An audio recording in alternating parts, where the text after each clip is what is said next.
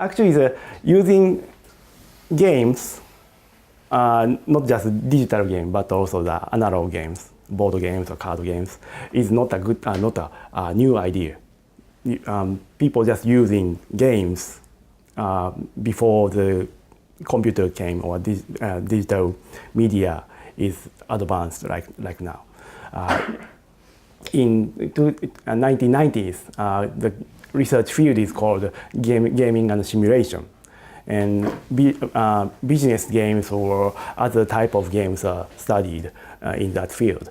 And also, entertainment education is a part of the research field that is interested in using games. Like cartoons or anime, you can include some of the educational element and providing to the students or children. Then students can learn incidentally along with just watching and enjoying the anime or cartoons. It's the same thing with the games. Students can play games and then incidentally they can learn some elements of the educational elements. So the field called some of the people just starting using the term edutainment in 1990s. And also in the 2000s, serious games is the sort of the buzzword or the term we used to diffuse the idea of using games for education or other social issues.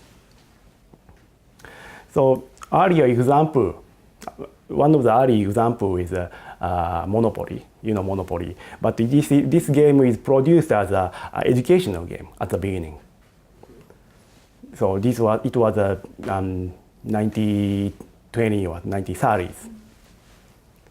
So you can learn the concept of taxation or the monopolize the real estate or the sort of thing. And there's in 80s and 90s, there's several type of business games on the family computer. It's Nintendo Entertainment Systems. Koei released several games working with some universities. So you can learn about how to manage the company with these games. This is the sort of the business simulation game. And one of the successful example when the serious games movement started, this is a game called Virtual You. This is a game like a SimCity, SimCity. This is a game to manage the university, how to manage university and then getting more enrollments or getting more money for the funding to do the research or those type of higher education version of SimCity is produced in 2000. And this game is used at the MBA or higher education professional training programs in the US and also other countries. This game is in English, so So this game is used at some of those educational programs. So, and because this game was successful, and then the people at the public sectors are interested in using games for some issues in public sectors like policy management or type of thing. The people at those sectors start interested in games, and then they start funding those projects. This is an early example in the healthcare field. The game called The Journey to Wild Divine. This game is an earlier example of using the biofeedback sensors. So you put some sensor device on your finger, and then you just control your physiological self-control and control the game players so that you can play better in the game. Like you can just control your breathe then you see that the ball is just flowing up, or those type of games. You see the several mini games in that game. After this game released, you see lots of other examples like Wii Fit or Nintendo produced some several healthcare related games, right? But this is one of the early examples. And now you see lots of several other games using sensors, right? And now the smartwatch is a good device to use for this kind of game. And this is also an example of the public project using games. You know, Dance Dance Revolution is a music game, and state of West Virginia in the U.S. they implemented the Dance Dance Revolution in the public schools.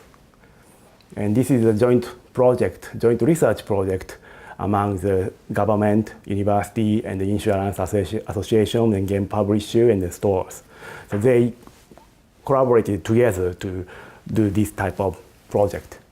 So there are several educational programs using Dance Dance Revolution is designed and then implemented in the school environment. Like it was in the classroom, and then that was a part of the after-school activity. And then they also created a lesson plan for the physical education as well. So it was 5-year project, and then they got a very good research outcomes. Okay, so this is the environment, the context in Japan. In 2002, do you know the game ゲーム脳の恐怖 it's translated in The Terror of the Game Brain is released in 2002. And 10 years after, the same publisher actually published a game, the book called ゲームにすればうまくいく, which is translated as make it a game and you'll be fine, those type of thing. And so this is after the movement of gamification started. So the movement of gamification influenced the people's public acceptance of games. People just scared about the video game by the video games because it's children so engaged in playing and taking too much time. But nowadays, people understand that a game could be used to control or to help the students to do the better behavior. So the public acceptance is changing now in 10 years. And still it's changing, but still there's some negative people still exist. So it's not totally changed, and then everyone is not welcome to use the games as a tool to changing the social problem solving.